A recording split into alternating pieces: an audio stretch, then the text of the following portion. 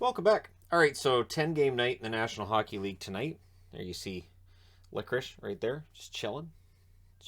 He chills there because he hopes that maybe I'll leave him there overnight. The thing is, rabbits, you don't leave them overnight unattended.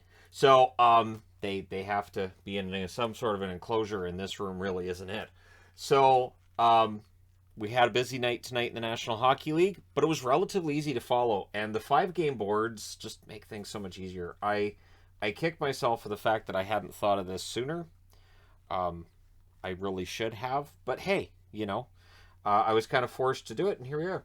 So it's Nashville in against the Ottawa Senators first tonight. It was Saros versus Forsberg. Saros has started to play like UC Saros yet again, which is good. Nashville needs him because they're not that far above the playoff line. I mean, they're above it. I still think they make it, but we'll see. So there's a press by Nashville at 2 minutes. They end up getting themselves an early power play. It's killed off. Pretty good penalty kill by Ottawa there. It only allows 2 shots. Then we had a fight between Lauzon and Tkachuk, and Nashville opens the scoring. It's Duchesne from Granlund and Yossi at 8:32. Duchesne is having himself a year.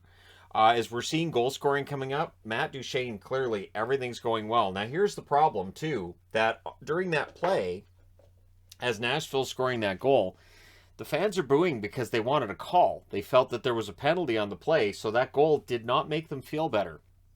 What did make them feel better was the video tribute to Mark Borowiecki. Borokop getting his video tribute. He was smiling the whole time. He was clearly very, very happy with it. This is not a player who left Ottawa under bad circumstances, and he was clearly appreciated by the fans. I honestly thought he was going to be a Senator forever. Sens press with 8.5 minutes left.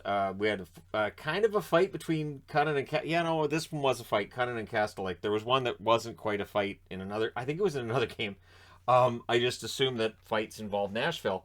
Sens come out of it with a power play. That power play's killed off. With 144 left, I should say, the Sens get another power play. Then it becomes a 5-on-3. Norris is denied twice before the period's out, but they start the second period with 50 seconds of a 5-on-3 to start it. That's killed off, though. Nashville, to their credit, they kill that off. 5-on-3, not a problem. Preds then get a power play. Duchesne hits the side of the net. Yossi has a blast that's held. That's killed off. The shots are 6-3 for the Predators at 5.5 minutes. They then have some pressure at 7 minutes. The Senators get a power play. There was a shorthanded 3-on-2 for Nashville. That wouldn't go. The power play's killed off. Borowiecki fires one wide on a 2-on-1, and then it's Joseph on a breakaway. Nice pass by Brandstrom, too. And at 15:32, we got ourselves a tie game in the second period. Reinhart then has a net drive that's saved. Notice the D in there because it's a totally different Reinhart making his debut tonight for the Senators. Sens press with 2.5 minutes left. Tolvanen is then denied in the closing seconds. It's 1-1 after 2. And so even though Nashville outshoots them badly, really good penalty, or really good period for Forsberg. Third period. Shots are 4-1 for the Senators at 3 minutes. Zub has a chance to deflect out. And then Norris buries one from the slot. Tkachuk with the assist at 4:36. And suddenly Ottawa's got themselves a lead. It doesn't last that long. A goal that's originally credited to Yossi, which would have been his 20th, but Jeannot tips it. Jeannot from Yossi and Favreau at 7:48. So, Yossi has now established himself as the holder of the most points in a season for Nashville Predator with 86. So Nashville and Minnesota both breaking records, and thankfully, because both of them had kind of anemic records for points in a season. Shots are 8-7 though at the half for the Senators, but the Predators get a power play and they score on it quickly. Johansson scores from Granlund and Carrier at 12:38. Ekholm was then downed. The Preds get a power play out of it with 3:46 left. It's killed off. Only allows the one shot with a minute and a half left.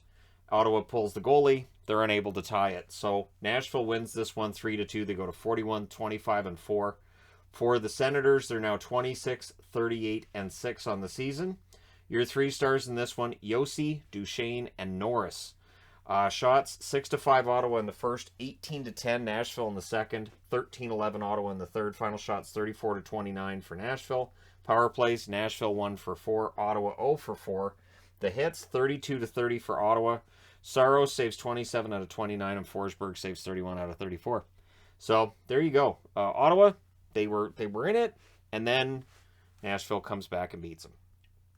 All right, next up. Montreal and New Jersey. What have I said? I've said in previews, if you want to just sit and watch a hockey game and just enjoy it, watch a game between two teams that are out of the playoffs. Tonight's example of that would be Montreal and New Jersey. It was crazy. It was Allen versus Hammond, and New Jersey wearing the jersey again. So their record with the jersey doesn't seem to be very good right now. Anyways, Hammond's tested early. That was terrible. I quit. Sharon Govich can't bury one, but then Suzuki does at the other end of the ice from Pitlick and Caulfield at 4:35. It's a 3-on-2 rush. It's the third shot of the game for Montreal. Then they score on their fourth shot. Evans blasts one, good slapper. Schoenemann with the assist at 6:41. But 30 seconds later, former Montreal Canadian Thomas Tatar scores from Mercer and Severson at 7 minutes and 11 seconds. And that was only the fourth shot for New Jersey. So it looks like both goaltenders are leaving the net open for business. Habs press with 8 minutes left. Eventually, on their seventh shot, they get their third goal. It's Caulfield from Suzuki at 13:44. The Devils try to answer. Severson has a blast that's saved and held. But after the first period, it's 3-1 Montreal. And this was a game where one team had really good goaltending through most of it, and the other, Hammond, it just wasn't there for him tonight. Second period, Bratt can't bury one in close. Sharon Govich had an opportunity that was poke checked by Allen. Nice play there. Zaka has a rush chance that was blocked out. The Habs press at 5 minutes. Hamilton's then denied on a rush opportunity.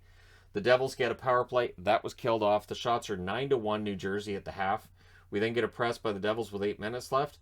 AJ Greer gets his first goal of the season at 15 minutes exactly from McLeod and Graves. However, Montreal answers. It's Armia from Weidman and Gallagher at 16:20. And then Kuokkanen has a net feed opportunity. That was defended by Montreal and cleared. So going into the third period, Montreal is now ahead 4-2. Quickly becomes 5. Weidman scores from Clegg and Dvorak at 1:11. And they enjoyed that so much, they just basically shuffled up who got the goal and who got the assists in what order at 1:26. This time it's Dvorak from Weidman and Clegg. So that makes it a lot to 2. Smith would score, though, from Hischier and Bratt at 1:53. So, yeah, the nets were open for business at this point.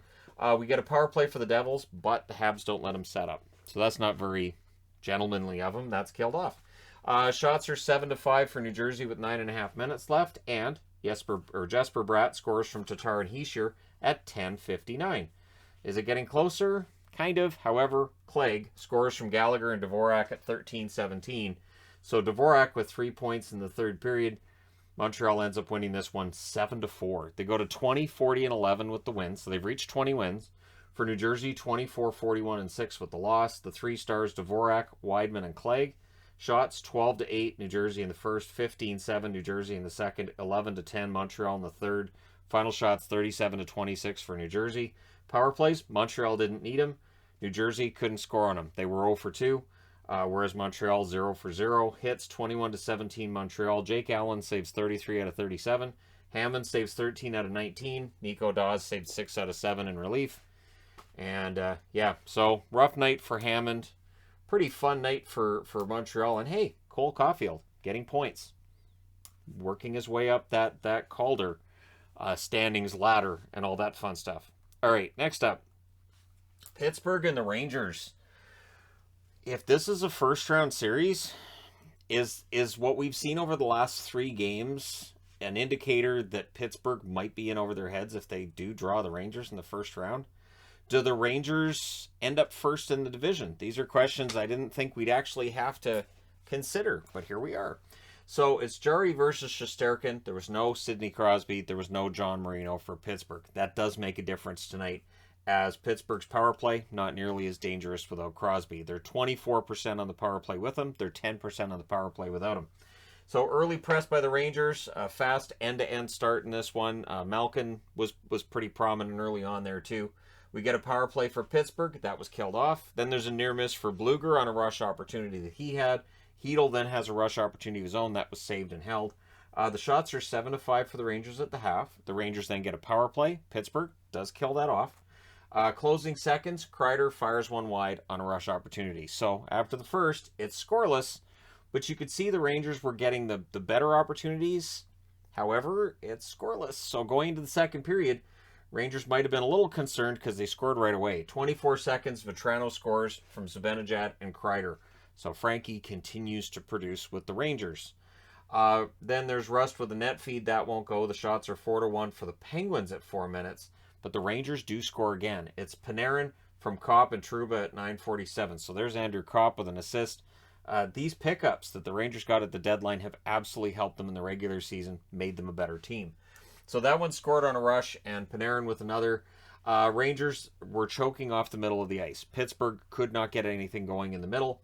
Zibanejad has a net feed that was blocked out. Gensel was then denied. The Penguins would press. Matheson had an opportunity that was saved.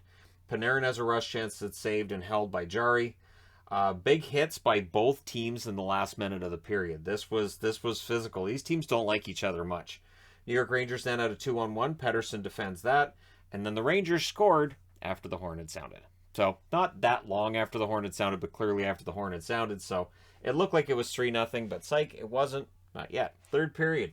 Shots are 3-1 for the Rangers at 4 minutes. Game's getting kind of chirpy. A lot of talking between the benches and a lot of talking on the ice. And a lot of, you come here a minute. Oh yeah, you come here a minute. Penguins press at 5 minutes, or 5.5 minutes, I should say. And the Penguins had some momentum. They did. They had some momentum in the third period. This is where Shesterkin earns his paycheck tonight. Power play for the Penguins. Heinen fires one wide. That power play's killed off. Mott gets drilled by Angelo. Things get punchy after that, and I agree. Angelo ends up going to the box with 7:23 left, so that's a Rangers power play. But Pittsburgh does kill it off, and they don't allow a shot. So I had expected with Mott being kind of shaken up. He did skate off under his own power, but man, that looked scary. I thought for sure the Rangers would score on the power play. 4:52 left, then the Penguins get themselves a power play. We had Matheson and Goudreau get engaged in some pushing and shoving. Kreider was kind of in there. Malkin was in there to start with before Matheson came in. It's just these guys letting each other know, if we see you in the playoffs, we're not friends. In fact, we're not friends now. That seemed to be the conversation. I'm paraphrasing. I was trying to read lips.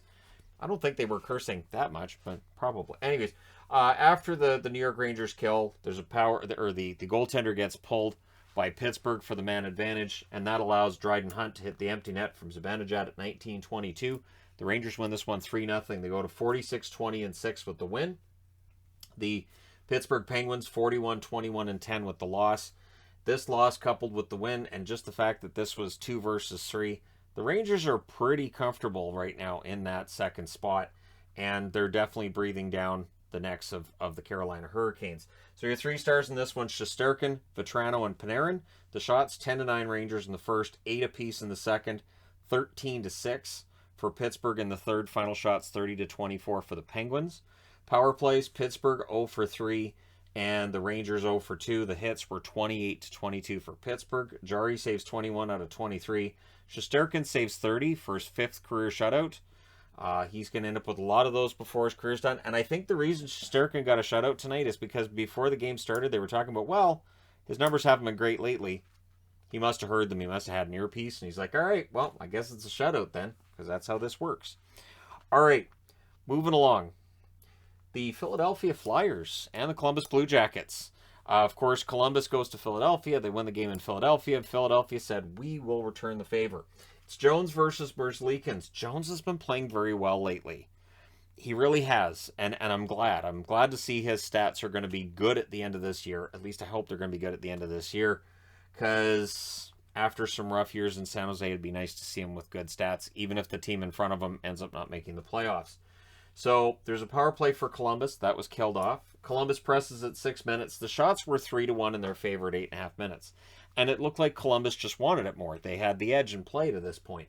Konechny then has a net drive that's defended. There's a power play then for the Flyers. And Columbus scores shorthanded.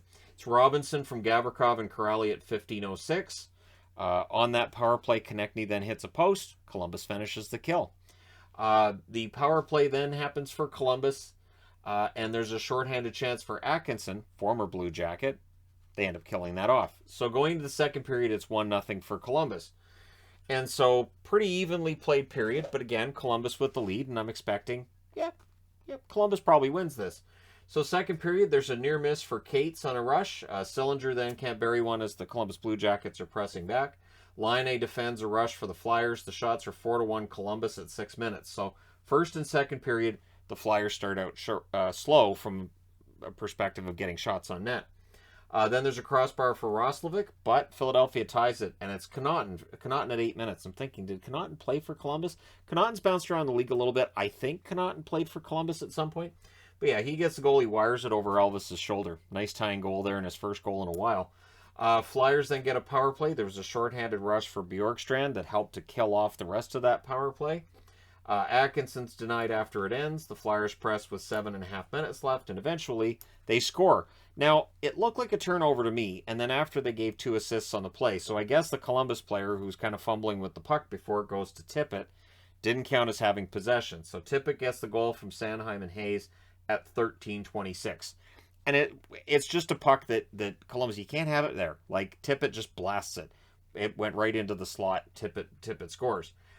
Then Cates would score from Provorov and Hayes at 16:41. He just kind of chips it in the net. Suddenly you have a 3-1 lead for Philadelphia. Columbus tries to answer. We had 28 seconds left when the Flyers get a power play, so that rules out Columbus answering before the period's done. So you go to the third. There was a post for the Flyers towards the end of that power play. It is killed off because it's a post, it's not the net. Columbus presses at 2.5 minutes. The shots are 3-2 though for the Flyers at 4 minutes. Cates has a net feed. That's cleared out. The shots are 6-5 for the Flyers with 9 minutes left. They did a good job of really clamping down on things. Power play for Philadelphia. That was unsuccessful. Columbus presses with 5 minutes left, but Philadelphia adds another. It's Konechny scoring from Frost and JVR at 16:55, and that makes your final score 4-1. Philadelphia wins this. They go to 23, 37, and 11. For Columbus, back to NHL 500 at 33, 33, and 6. Your 3 stars in this one, Tippett, Cates, and Jones. Your shots, 10-9 Philadelphia in the first, 11-10 Philadelphia in the second, 10-8 Philadelphia in the third. Final shots, 31-27 for the Flyers. Power plays, Philadelphia 0 for 4, Columbus 0 for 2. The hits, 18-13 Columbus. Jones saves 27 out of 24. Elvis saved 27 out of 31. And the last game on this board, Buffalo in against the Carolina Hurricanes. Now, yes, I did use a Hartford magnet for Carolina, so if that upsets you, by all means, email me at it really isn't a big deal. I really hope that people don't take it that seriously and don't find it offensive that I would use a Hartford Whalers logo in place of a Carolina one, because I have a Hartford one laying around at yahoo.aol.google.ca. So just go ahead and email me if you have an opinion on that, because I'm sorry. So Anderson versus Ronta in this one. Thompson scores on the first shot Buffalo got, so pretty quick start for them, from Skinner and Tuck at 3:49. And then on their second shot, Buffalo scores again. It's Tuck from Skinner and Thompson at 6:25. This is not the way Antti Ronta wanted to start the game. And I could hear Doug McLean somewhere yelling somewhere about making a save. So, old deep cut, that one. That's an old one. We were in the old house when I made that. That's an old one. So, Canes press at 7 minutes. There's a power play for Carolina. It's killed off, but it has 5 shots. So Craig Anderson killed that penalty, not the team in front of him. It was on Anderson. 5 shots.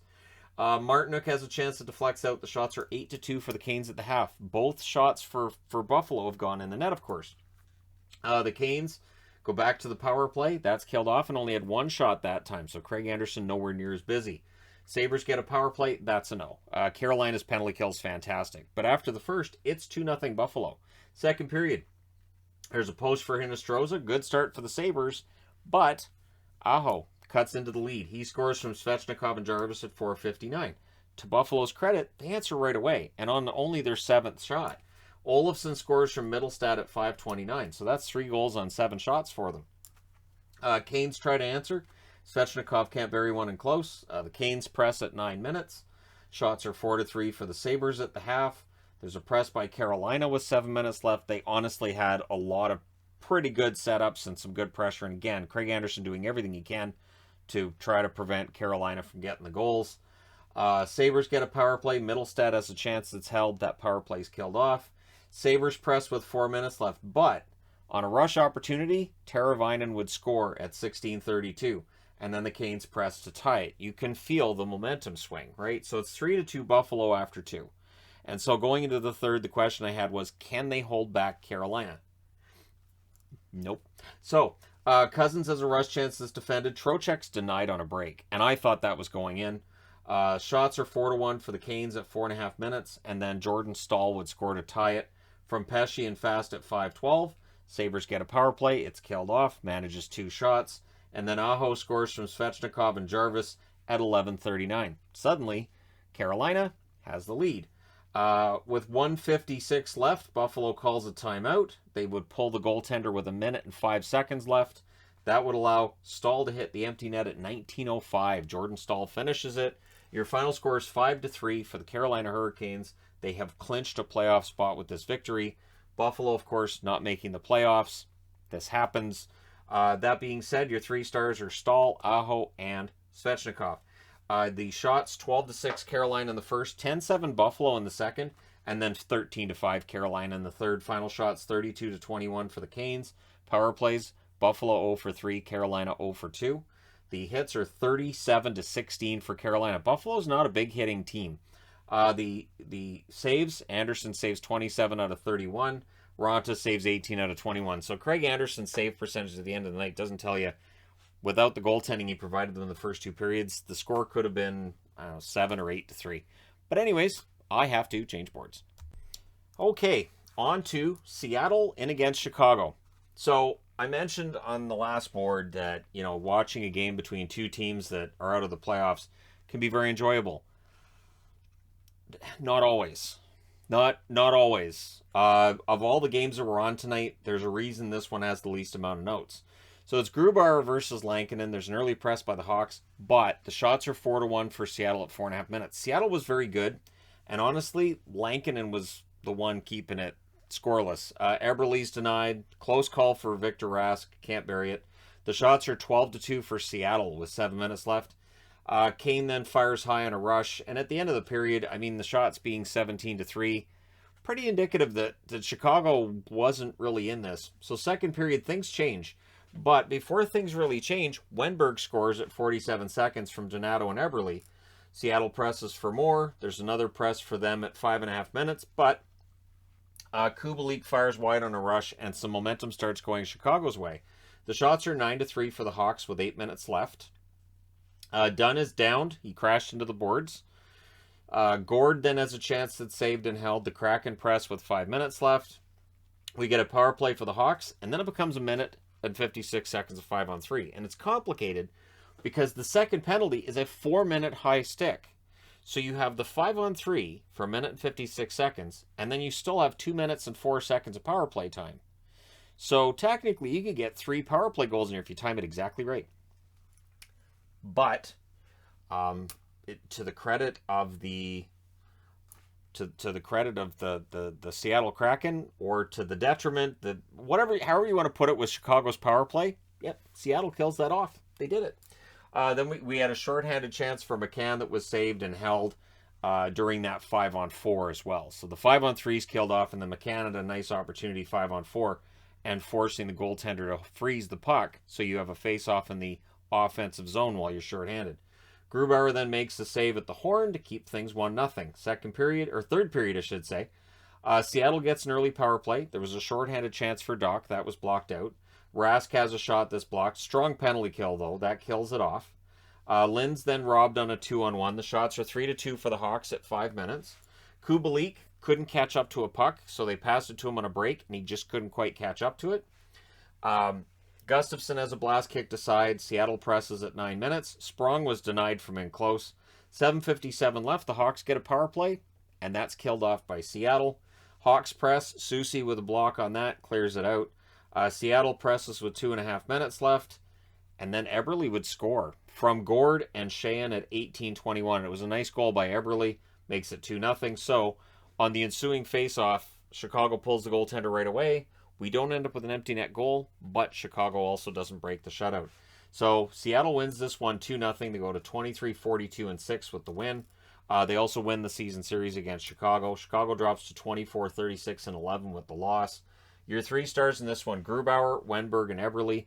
The shots, 17-3 Seattle in the first, as I said, and then 15-6 Chicago in the second, 11-8 Chicago in the third. Final shots, 31-29 for Seattle. Power plays, Seattle 0 for 1, Chicago 0 for 4. Hits 28-22 for Seattle. Grubauer saves all 29 for his second shutout this year. It is the second shutout ever for Seattle, both of them belonging to Grubauer. It's his 20th career shutout. And for Lankinen, 29 saves on 31 shots at the other end. He played well. I'm actually kind of surprised he's not in the 3 stars, but I don't get a chance to pick him, so that's fine. And yeah, it's a road win for Seattle, trying to maybe work their way up the standings. Maybe. I mean, they're 7 points back at Chicago, so it's not likely, but still. All right, next up, Toronto and Dallas. So, full disclosure, as soon as something happened that's a different color on this than the other goals, I put this on because I knew it was coming. I left it on. So, it's Campbell versus Wedgwood. Dallas wearing the Rave jerseys, and in that moment I said, look, if Dallas wins this, I'll wear the Rave jersey for the review. If Toronto wins it, I'll wear kind of their version of the Rave jersey. And so here we go. The Leafs press at 2 minutes. The shots, though, were 2 apiece at 4.5 minutes. They don't stay tied. Nemesnikov is denied in the slot. Sagan can't bury one on a rush. But then, on a rush, while the Leafs net is off, Nylander scores from Mikheyev at 7:29. Some of the players stopped playing because the net was off. You play to the whistle. So, advantageous move there by Toronto, and they get the goal. And then Sagan scores to tie it from Ben and Studenic at 9:46. But the Leafs are controlling the puck. The Leafs are getting all of the puck control you need, and Dallas was having some problems with their passing, as they did a couple games ago. And so the Stars had a power play. Raffl gets hurt and exits on the play that leads to the power play, but the Leafs kill it, and they don't allow a shot. Very good penalty kill by Toronto. Hintz then had a rush chance. He fires high. Wedgwood Snow Angels on Matthews as Matthews is looking for goal 55. 37 seconds left. The Leafs get a power play. Matthews was denied twice. So Matthews was very prominent in the first period. Doesn't get on the board. And the score's 1-1 after 1. Second period. There's a delay of game call. So all of a sudden there's 55 seconds of 5-on-3 for Toronto. So they came into the second period already on the power play. And then the delay of game call made it 5-on-3. But the Stars kill it off. And we start seeing some chippy play picking up between these teams. A little bit of frustration. The shots are 4-0 for the Leafs at 3.5 minutes.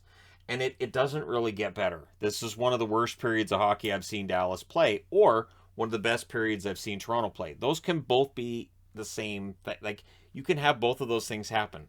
You can say, this team played really well, and that team didn't play very well. That can happen. Kerfoot misses one wide. Pavelski tips one wide on a rush. The Stars press at the half. Pavelski with a net feed. That won't go. Brody then has a blast that's blocked. Radulov can't bury one in close.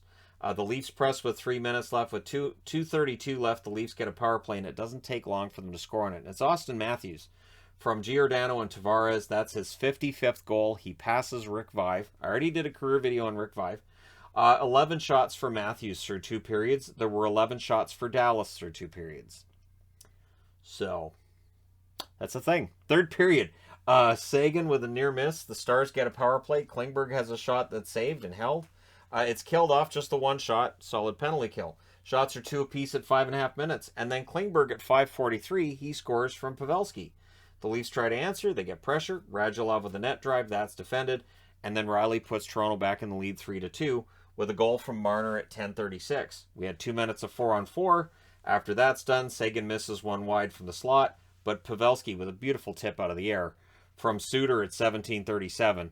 He goes over and gives him a big old hug and a kiss, because that's the only way to celebrate that, because this was not a game that, I'm going to be honest, Dallas had no business getting a point out of this game at all.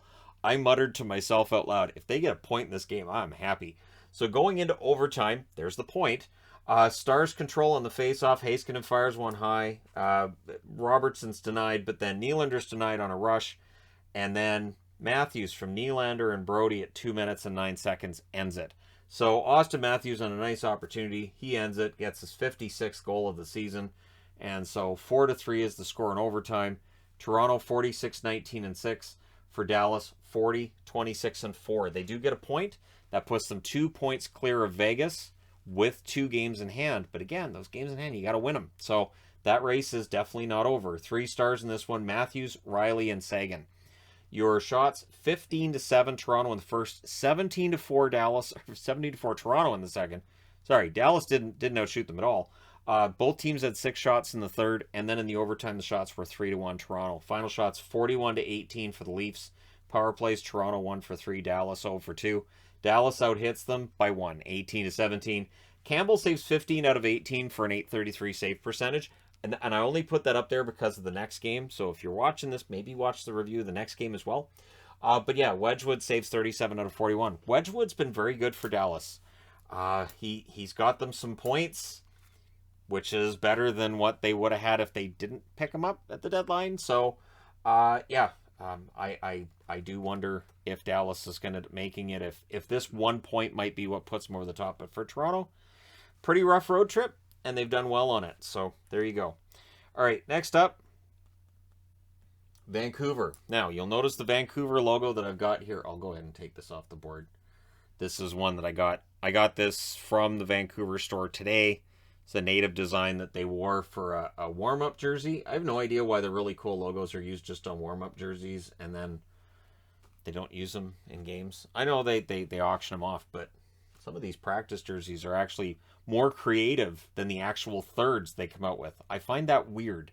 Here's a really creative jersey. We'll put it into practice. Here's kind of a, well, we just switched a color a little bit. That's our third jersey. Or sometimes it just says jersey on the front. So, in this one, it's not Wedge. Why would I write Wedgwood? Wedgwood played 2 games. It's no wonder he was so tired. So, it is Halak versus Sattery. So, I've always said Sattery, but Sattery is the way it was being pronounced on the Sportsnet feed. At least I think it was Sattery. So, I'll say Sattery. I apologize if I'm brutalizing it, because I'm going to continue to do so. So, the Canucks get an early power play, and they score on it. It's Chason from Pettersson and Horvat at 3:12. Stupid hockey guy not knowing Halak from Wedgwood. So, yeah, that was a perfect tip by Chason, and that's his 4th shot. I don't know what Alex Chason's been doing lately, but it's working. It's absolutely working. And there's Pettersson with another point, and Horvat, who was in for a good game. Coyotes get a power play. That's killed off. Galchenyuk then fires one wide on a rush. There's a press by the Coyotes at the half. The shots are 7-6 for the Canucks with 9 minutes left, so Halak was kind of busy, especially since he was Wedgwood. Ladd can't bury one in close. The Coyotes have the momentum. Dickinson has a tip that saved, and Sattery was pretty solid at this stage of the game. His numbers by the end of the night, not quite as solid. So we go to the second period with the Canucks up 1-0, and this is where it starts. Horvat scores from Podkolzin and Garland at 52 seconds, and then at 1:30, Horvat scores again from Podkolzin and Garland. So it's the exact same scoring play. Fantastic passing by Podkolzin. Podkolzin has been generating offense and not getting points. Tonight he finally gets those points. And that is the 30th goal of the season for Horvat. Nice 3-way passing between this line. Pearson, though they announced, had an upper body injury and wouldn't return. They announced that at that point in the game. That's sad because Pearson's been picking it up lately. Schmaltz, though, would score from Boyd at 7:27 to put them on the board. And so Arizona's on the board, and they score again. Nick Ritchie, but he's offside. So the offside challenge pulls that goal off the board, and it never felt like Arizona really recovered from losing that goal. OEL then has a shot that goes off Sattery's glove, and then Pettersson scores on a 2-on-0. So I'm not going to blame Sattery on this one. Pettersson, Chason, the passing back and forth, fantastic. Garland with the secondary assist at 11-12. Remember, Connor Garland was an Arizona Coyote last year, so probably appreciates playing against his former team with an idea of, you're going to regret trading me. So that makes it 4-1. That's where the Bruce There It Is chant started up. So whoever from Canuck fandom was down in Arizona tonight, kudos. Fun. Coyotes get a power play. There's a shorthanded chance for Richardson that's saved. That's killed off. There's a press by the Canucks with 3:30 left, but it's 4-1 after 40 minutes. Pretty confident. It is Arizona, right?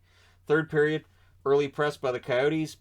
Power play, though, for the Canucks, and they score on it. And it's Chason again on the power play from OEL and Pettersson at 4:24. So it again is that storyline of when Quinn Hughes is out of the lineup, as he was again tonight, OEL seems to play well. When OEL is given that opportunity to go into the lineup and play a top role, he does seem to play better than otherwise. Offensively, anyways. Defensively, he's been very good this year. Patan then can't bury one in close. Schmaltz has a chance that's defended. Stick lifts and shot blocks by the Canucks. This is the kind of hockey that we weren't seeing nearly as much under Travis Green. Eriksson's then denied on a turnover because I can't have nice things. I want Louis Eriksson to get goals. I do. Horvat shoots one off Sattery's shoulder as he's looking for the hat trick. He wouldn't get it. Stralman fires one wide from the point. We go over 7 minutes between whistles. I think it was like 7:26 or 7:29 between whistles. 4:14 left. The Coyotes get a power play. There was a shorthanded break for Pettersson. That was saved. And then Burrows, as he's coming out of the box when the penalty's done, he almost scored, but doesn't. He had like 3 opportunities, and SATRI saves a couple of them, and I think he missed on one as well. So the Canucks win this one 5-1. They go to 34, 28, and 10. They're ahead of Winnipeg now. Arizona 22, 44, and 5. And hey, I know the Canucks aren't going to make the playoffs. I don't have any delusions, but it's nice to see them not giving up. They win on back-to-back nights. I know it's Arizona, but still. Back-to-back nights on the road, they win both. I'm just glad they're not giving up the fight. The 3 stars, Horvat, Chason, and Pettersson, your shots, 11-9 Vancouver in the first, 11-10 Arizona in the second, and then 11-9 Vancouver in the third. Final shots, 32-29 for the Canucks. Power plays, Vancouver 2 for 2, Arizona 0 for 3. So Vancouver's penalty kill, which is no longer the worst in the league, continues to get better. Hits, 32-26 Vancouver. Halak saves 28 out of 29, and SATRI saves 27 out of 34. So his save percentage tonight was .844 in his first NHL game in quite a while. So his save percentage was better than Campbell's. I don't think Leaf fans are going to be upset that they have Campbell instead of SATRI. Just throwing that out there. Horvat ends up going 17-0 on the faceoffs tonight. It was filthy. Yeah, Horvat's really good on the faceoffs. 30 goals. Ho-hum. No big deal. Anyways, because there are people who think that Canuck fans overrate Horvat. And I've seen people saying, well, they should just trade Horvat. What's the point? 30 goals, and he's perfect in the faceoff circle. Forget it. Just forget it. All right, next up. Oilers in against the Kings. So we had 2 Alberta teams in California. Both of them had a pretty good night. So Smith versus Quick in this one, early jump for the Oilers, and they would score on a rush. It's McDavid from Bouchard at 3:17. I think that's the 6th game in a row where McDavid's had a goal now. Arvidsson has a blast that's saved. Kane's denied on a rush. Kings get a power play. That's killed off. There's a press by the Oilers with 7.5 minutes left. Roy has a net feed that's blocked out, and the Oilers have a 1-0 lead after 1. And they were good. They only allowed 4 shots in the first period. Second period, Kings playing a little better. The Oilers get a power play. LA scores on it. They get a shorthanded goal. It's Moore from Dano at 2:29. And it was a nice puck race one there. Moore buries it, and there you go. Kings kill off the rest. We then had a power play for the Kings. Arvidsson can't bury one. Power play's killed off. Things get scrummy at 8:14. Teams don't like each other. They've been seeing a lot of each other lately, and they know they could very well be playing each other in the playoffs. Kings press at 9.5 minutes. Smith holds there. LA had 4 shots on goal in the first. They had 14 shots through the first 9.5 minutes of the second period. So, yeah, the Kings were a little better in the second. But Kempe has a blast that's blocked. The shot's 16-5 for the Kings with 6 minutes left. And on the 6th shot that the Oilers get, they score. It's Fogle from Ryan at 15:26. And that really kind of hurt the Kings' momentum there. Fans wanted a power play shortly after that, so cue up the ref you suck chants.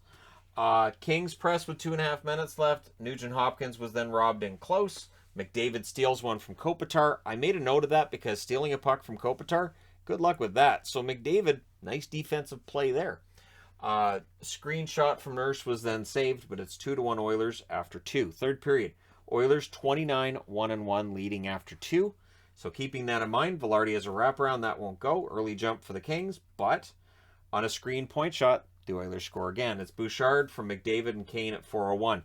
And it looked like it might have been tipped, but when you looked at the replay, it was straight in. And again, it was a screen shot. I don't think Quick saw it until it was already in the net. Kempe's denied. LA gets a power play. Shortly after the power play ends, Arvidsson gets his 20th of the year. He scores from Moore at 7 minutes. So Moore with a goal and an assist. Suddenly it's 3-2, a little tighter. Kempe then hits the outside of the net. Puljujarvi was denied from in close. McLeod, extra time. So I mentioned McLeod in a video I did yesterday, right? It's hard to remember. Days are all bleeding together. But yeah, McLeod had a good game, so he was getting increased ice time as the game went along. Ryan then has a net drive that's saved, but on that net drive, he draws an Oilers power play. It's killed off. We're down to 2:20 left. With 42.4 seconds left, the Kings call a timeout. And they had the goaltender pulled. They had to put him back in. And then the Oilers didn't let Quick come out. They pressed. They kept it in the other end. Quick couldn't come out. The Oilers win this one 3-2. They go to 42-25-5. The Kings 38-25-10. they're not in trouble, but I mean, like, the Kings right now are 8 points clear of Vancouver, right? Because Vancouver's got 4 less wins. So Vancouver's not in a really good spot to make the playoffs. But if the Kings are only 8 points clear of Vancouver, they're not that far ahead of Vegas either. So, in fact, they are 4 points clear of Vegas. So they do have to worry about that. They have to worry about whether or not Vegas might catch them. Your 3 stars are Bouchard, Moore, and McDavid. The shots, 8-4 Edmonton in the first, 17-10 LA in the second. 12-11 Edmonton in the third. Final shots, 32-30 for the Kings. Power plays, Edmonton 0-2, LA 0-3, and they had the shorthanded goal. Hits, 28-25 Edmonton. Smith saves 30 out of 32. Quick saves 27 out of 30. And last game of the night, the Calgary Flames in against the San Jose Sharks. So, and this is the Flames logo from their third jersey from years ago that Flames fans hated, but I kind of like the logo. I kind of like it. If you don't like it, then email the address that I suggested earlier on about the Hartford Whalers one. So, Vladar versus Reimer in this one. The Flames get an early power play. That was unsuccessful. Shots are 5-1 for the Flames 4 minutes in, and then on a turnover and a breakaway, Tkachuk scores at 7:19. Matthew Tkachuk continues to have a fantastic year. Shots are 11-5 for the Flames at the half, but San Jose ties it. It's Bonino from Magna and Nieto at 14:29. The Sharks get a power play. It's killed off. 3 shots allowed. And then Lewis would score from Anderson and Hanifin at 19:05. Now, Reimer came up. He was hot. And I think it was his pad came off the post. There wasn't goalie interference there, but he seemed to be arguing that there was. And I think he was more upset that goes in. That he probably felt like, I should have had that. And that's how I took it anyways. Flames press in the closing seconds. It's 2-1 in their favor after the first period. Second period. Post for Gaudreau in the first minute. So a lot of momentum for Calgary. Post for Meyer. Vladar holds on that opportunity. Sharks press at 7.5 minutes. In fact, 8.5 minutes into this, the shots are 7-5 in their favor. Flames get a power play. Lindholm was denied in the slot there. Lindholm's having a great year too. Reimer takes one off the mask. Kind of hits him in the jaw. He had a rough night. Reimer had a rough night. Stone fires one wide. That power play was killed off. It had 2 shots. So that Reimer taking the puck off the mask kind of, here it ends up being during the power play. Lindholm would score, though, from Tkachuk and Gaudreau at 13:28. So Johnny Gaudreau getting closer and closer to 99 points.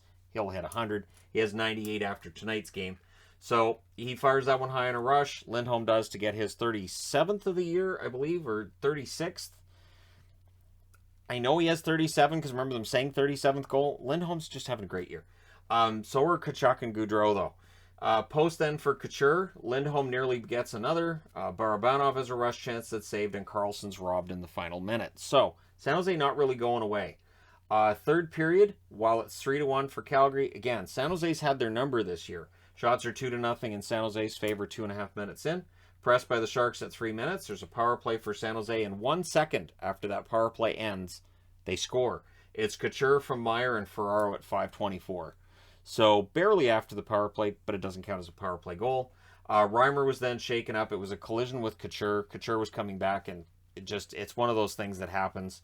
And it looked like neck maybe concussive, whatever it was. Kakinen ends up going in. It was pretty obvious Kakinen was going to have to go in. Flames do end up shorthanded with 8:47 left. The San Jose Sharks get a power play. The Flames kill it off, and then they get some pressure. In fact, the Flames end up getting a power play. They kill that off as well. They allow 3 shots. So Vladar having a good game. Goaltender gets pulled with 1 minute and 25 seconds left. With 1 minute and 12 seconds left, the Sharks call a timeout. Whatever they discussed, it doesn't work out for them. Lindholm hits the empty net from Tkachuk at 19:28. I was hoping for the exact same scores between these games. Gosh darn it, we get different scores. 4-2 for Calgary. They go to 43-19 and 9. San Jose drops to 29-32 and 9 with the loss. And I want to throw in here too, I talked about broadcasting crews, and there were people who were like, Calgary, why doesn't he like Calgary? And they kept talking about Cassie Campbell. It's Kelly Hrudey tonight. And Kelly Hrudey, I really like as a color announcer. I'm neutral on Cassie, but I really like Kelly Hrudey, and I thought it was entertaining. They talked about Daryl Sutter. They showed him smiling, and he said, well, that was when he didn't coach me then. And to hear a play-by-play guy going, no, somebody had just told Daryl that it was your last year, and that's why he was smiling. And Kelly goes, yeah, that sounds about right. I love self-deprecating humor You hear it from Panger, you hear it from Garrett, and you hear it from Hurdy, and I like that. It's a goalie thing, I guess. So your 3 stars in this game are Lindholm, Tkachuk, and Hanifin. The shots are 16-12 Calgary in the first, 15-11 Calgary in the second, 10 apiece in the third. Final shots 41-33 Calgary. A lot of shots in this game. Power plays, both teams go for 3. The hits were 34-24 for San Jose. Vladar, 31 saves on 33 shots. Good. Vladar with a really good game for them tonight. Glad to see it. Reimer saves 32 out of 35 before he leaves with injury, and Kakkonen saves all 5 shots in relief. But, again, San Jose is unable to come back and get him a result. That being said, we're all done for tonight. Let me know your thoughts regarding any of these games in the comment section below. As always, don't forget to hit like and subscribe if you're browsing your way through, you just happened upon this video. And of course, I got a hat to match the jersey. I ordered the hat when I got the jersey. All right. That being said, thank you guys so much for watching, and I will talk to you again soon.